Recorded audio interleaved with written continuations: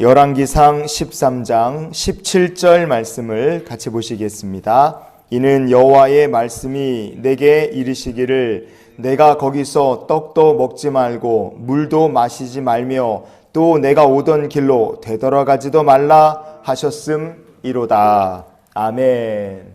남유다에서 여로보암 왕의 죄악을 경고하려고 하나님께서 보내신 한 선지자가 있었습니다.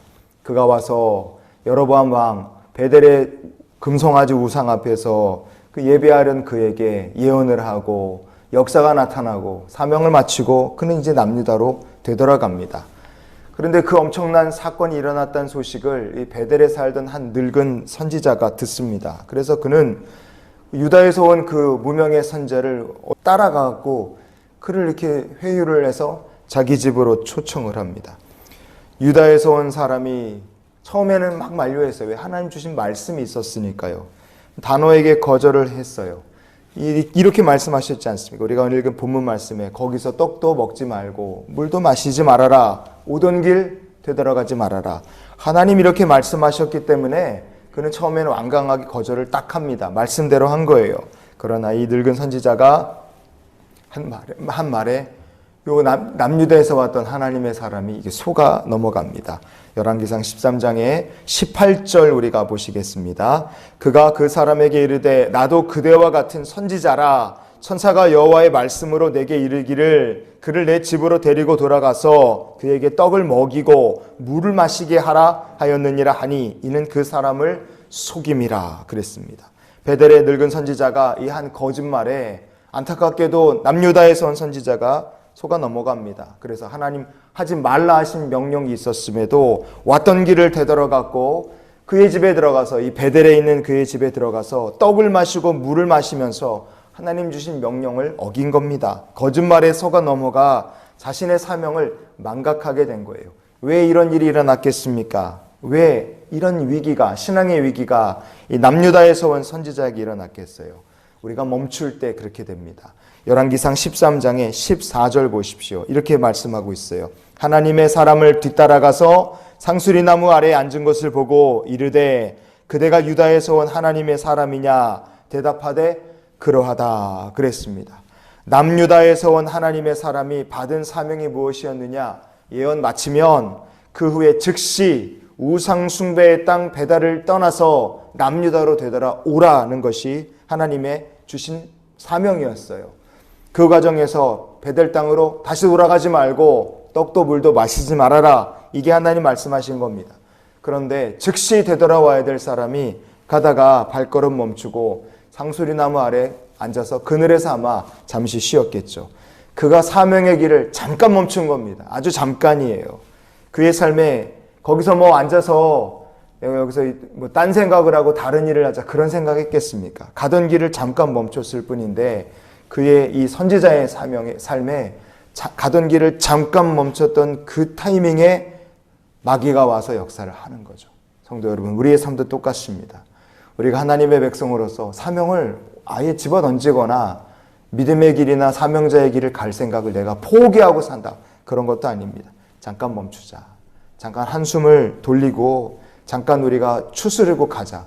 이런 생각을 할 때 마귀는 그때를 놓치지 않고 찾아와서 미혹하고 죄 백성들을 걸어 넘어뜨리려고 합니다. 그래서 언제나 하나님께서 우리에게 맡겨주신 사명을 정말 피투성이가 되어 있다 할지라도 살아있으라 하나님 우리에게 주신 말씀인 줄 알고 좀 힘들고 어려운 내 삶이 만신창이어 피투성이가 된 것 같다 할지라도 맡겨주신 사명의 길을 계속 걸어갈 수 있는 우리 모두가 될 수 있기를 주님 이름으로 축원을 드립니다.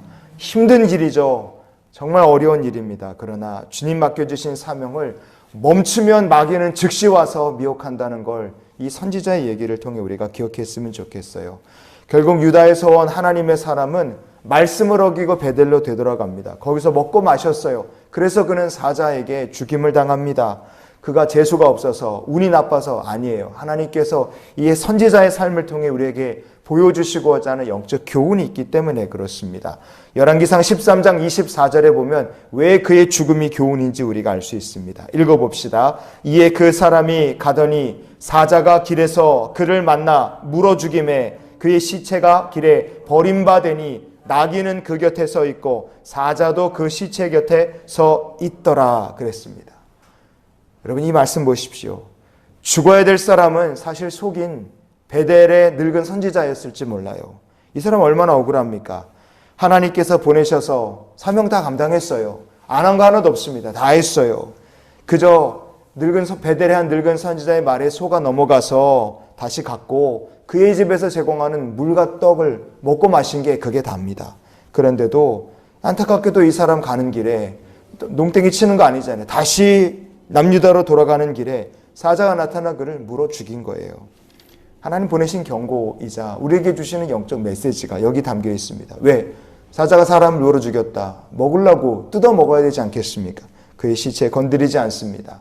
그가 탔던 나귀도 건드리지 않아요. 진짜 웃긴 모습이죠. 사람은 죽어 있고 나귀와 사자가 함께 그 시체 곁에 있다. 이게 참 희한한 모습입니다. 여러분 이것은 우리에게 영적 교훈입니다. 무엇입니까? 하나님께서 우리에게 원하시는 건 온전한 순종이라는 거예요. 온전한 순종. 열왕기상 13장의 7절 말씀을 보시면 그가 받았던 제안이 있어요. 여로보암이 이런 제안을 합니다. 왕이 하나님의 사람에게 이르되 나와 함께 집에 가서 쉬라. 내가 네게 예물을 주리라 그랬어요.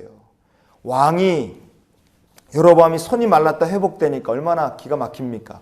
그래서 이 선지자를 불러서 자기 집에 가서 쉬라. 먹고 마시자는 뜻이죠. 게다가 예물도 주겠다. 만약에 이 남유다에서 왔던 선지자가 여로보암 왕의 제안을 받아들였다면 그는 큰 성공도 큰 재물도 함께 거머쥘 수 있었을지 모릅니다. 하지만 하나님의 선지자는 그때까지는 이 여로보암 왕의 말을 딱 거절합니다. 왜? 말씀이 있으니까요. 내게 주신 사명이 있으니까요. 그 거절하고 가는 길에 그럼 얼마나 훌륭한 선지자입니까?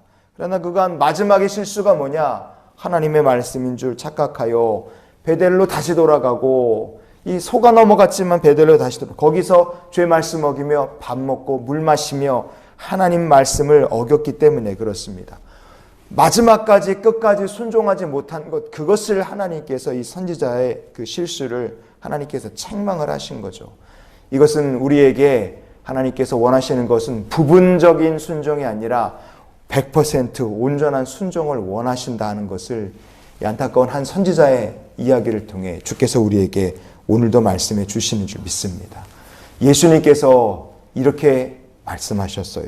그 주님의 말씀을 우리가 오늘 말씀의 결론으로 기억하고 사명자의 길을 걷는 우리 모두가 간직할 수 있기 원합니다. 누가복음 16장의 10절 말씀 같이 보시겠습니다. 지극히 작은 것에 충성된 자는 큰 것에도 충성되고 지극히 작은 것에 불의한 자는 큰 것에도 불의하니라. 아멘. 예수님께서 청지기의 자세에 대해서 우리에게 이렇게 말씀해 주시지 않으셨습니까?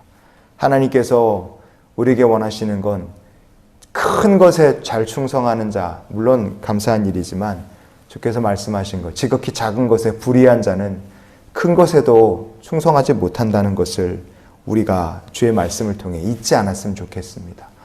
하나님의 일을 감당함에 있어서 우리에게 유혹이 얼마나 많습니까? 아예 관두려고 멈추는 게 아니죠. 잠깐 멈추는 거죠. 힘들어서 잠깐 소홀해지고 사명의 길을 잠깐 내려놓으려고 할 때 그때 마귀는 그 틈을 놓치지 않고 우리의 삶을 파고든다는 거 우리가 기억했으면 좋겠습니다. 그래서 이런 기도로 우리가 오늘을 살았으면 좋겠어요. 주님, 99%가 아니라 100% 온전히 순종할 수 있는 믿음을 주시옵소서. 하나님께서 우리에게 원하시는 것이 바로 100%의 온전한 순종인 줄 믿습니다. 남유다에서 베델까지, 베델에 와서 사역하고 왕의 제안도 다 거절하고 다시 돌아가는 길에 상수리 나무 밑에 잠깐 쉬다가 늙은 선지자의 이야기에 속아 넘어가서 돌아가서 물과 떡 마시고 떡을 먹고 그리고 사자에게 죽었다. 우리가 인간적인 눈으로 보면 하나님 너무하시는 거 아닙니까? 이런 생각 들 수 있어요. 그러나 오늘 이 이야기를 통해 믿음의 길을 걸어가는 우리들에게 주시는 하나님의 마음, 사랑하는 내 아들아 딸아, 내가 너에게 원하는 건 100% 온전한 순종이다. 지극히 작은 것에 불의한 자는 큰 것에도 불의하다. 예수님의 말씀을 기억하시면서 주님, 지극히 작은 것부터 큰 것까지 온전히 순종하며 주의 길을 걷게 하옵소서.